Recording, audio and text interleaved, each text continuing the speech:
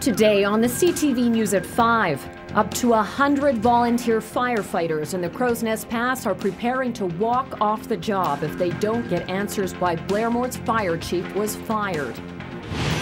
Plus, answers cut short. Thank you very much, but we'll end the press conference here and we'll break out into separate interviews. Thank you very much. Sorry, you should put the camera on you. Yeah. Can you please explain why you're not allowing us to talk? We're still live. A press conference over the E. coli scare ends abruptly today. And how a Tabor man with cystic fibrosis is changing his life and others with a portable device he created.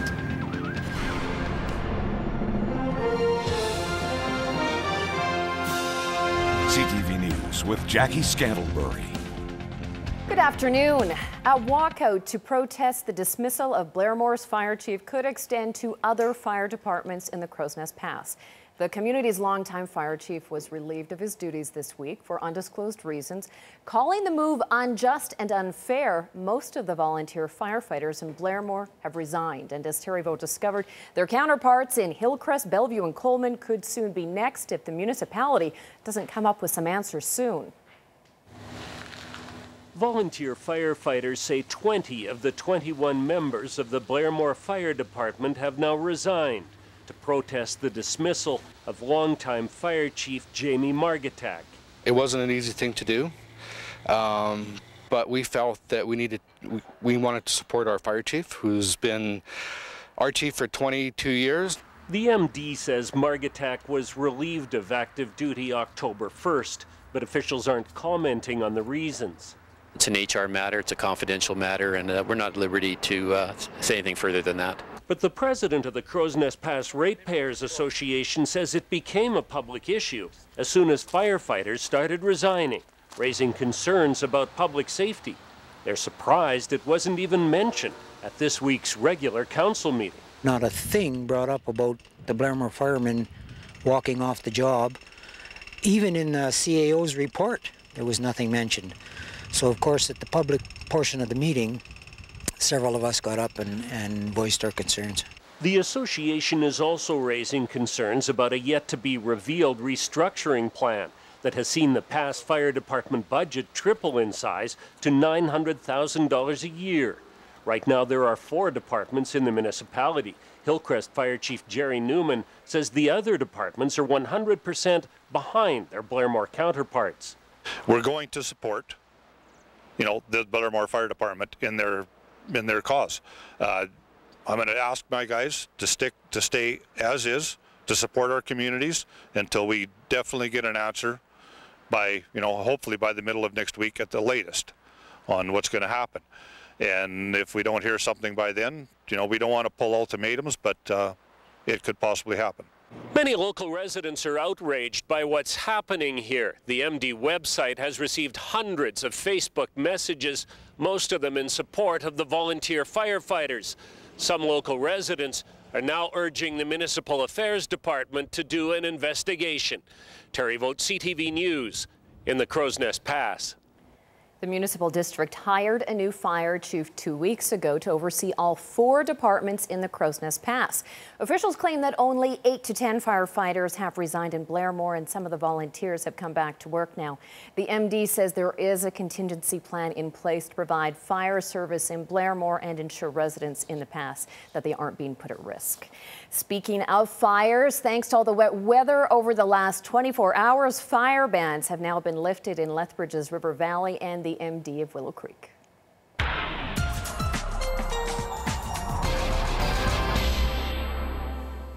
Well, Dory Rossiter, more cold, wet weather on the way, but then we're going to get to the weekend. Yeah, wait till you see the sky cam shot, Jackie. We're already starting to see the system break up. It is pulling towards the east. Some winter storm warnings out for southeastern Manitoba right now, and that's part and parcel of that system. But here we are looking at an area of high pressure moving in. So just a little bit of shower activity expected tomorrow, and then it's all clear sailing. But I'll tell you all about it in just a couple of minutes. We will stay tuned. Thank you, Dory. Frustrating delays. That's what Canadian Food Inspection Agency inspectors say caused the lag between the discovery of E. coli at XL Beef and the public being alerted in the largest beef recall in Canadian history. We launched an investigation immediately to see if there were other problems. We found other problems.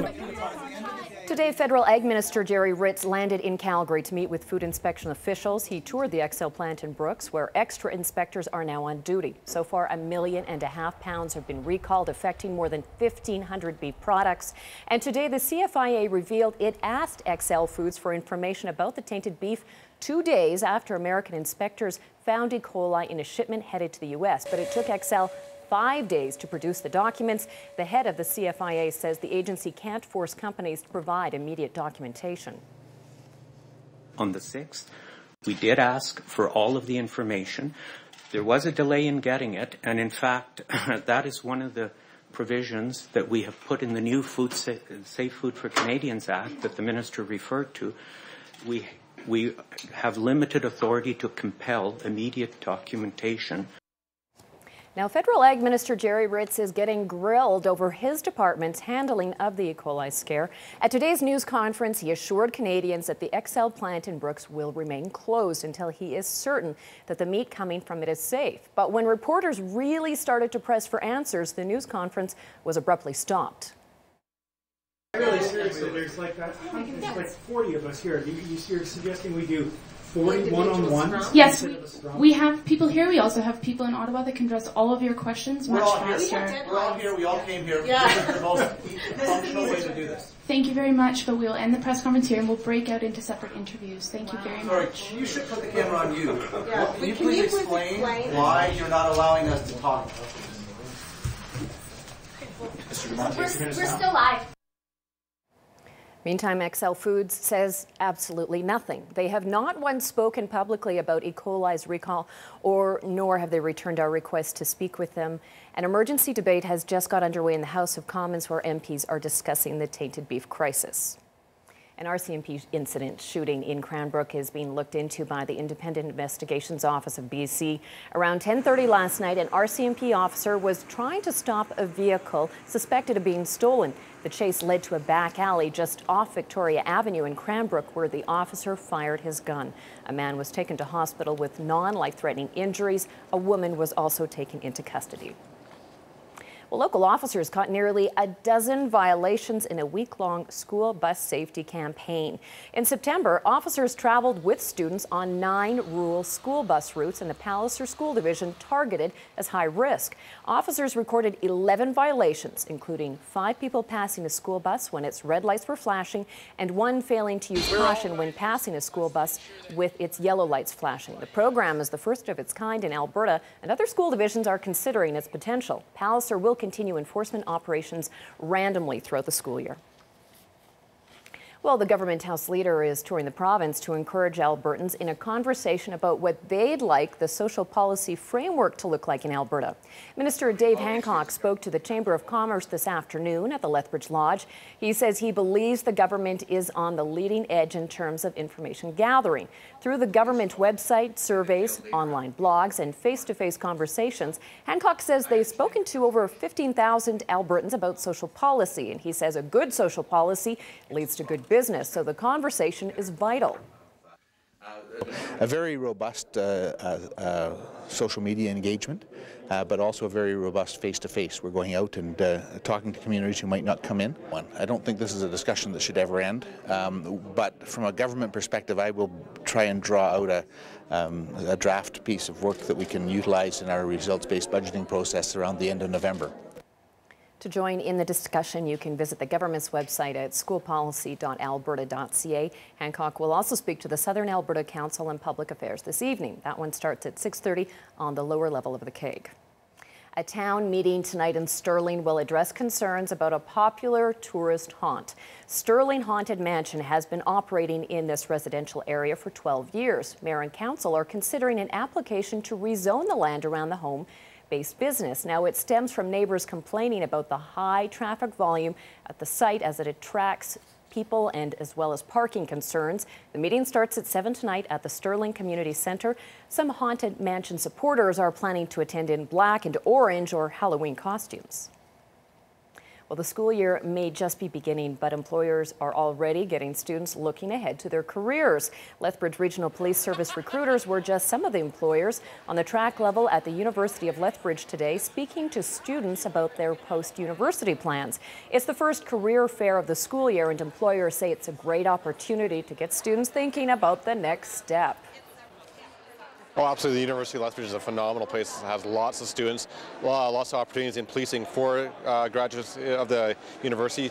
And we just want to market ourselves and let these students know that we are actively seeking them to apply as well. Really important because just experience during the summer and things like that. Lead you to more opportunities like in the next years if you get an undergraduate job. Cystic fibrosis can be debilitating, but now a Taber man has created a device that's changed his life and will soon change the lives of the roughly 4,000 other Canadians living with CF. Janet Dirks reports. He runs 5 kilometers every day from his home in Taber, Alberta. And Martin de Vlieger lifts weights too.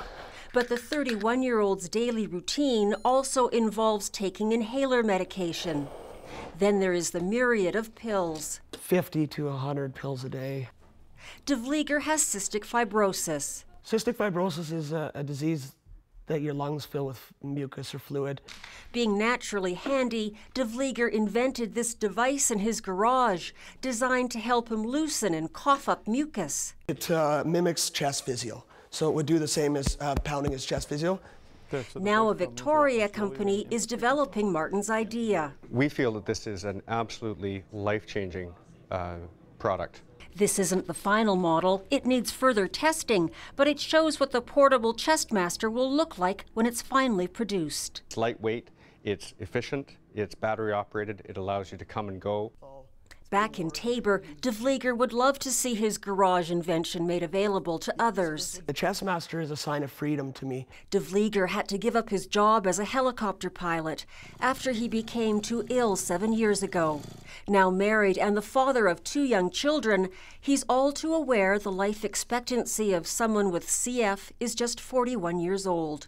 Do I think about it? Yeah, I would say I probably think about it every 5 minutes of my life. Because especially now that I have kids and a family, I think to myself, am I going to see my kids graduate? Yet Martin insists CF has helped him see what matters. I'm not going to waste even the hour after you guys leave here. I'm going to spend it with my kids or do what I want to do or make a difference in life. And perhaps make a difference to thousands of others. Janet Dirks, CTV News, Taber, Alberta. Remarkable story. On to the markets now, where the price of crude oil is plunging today on more evidence of slower growth in China, which is a huge oil importer and the world's second largest economy.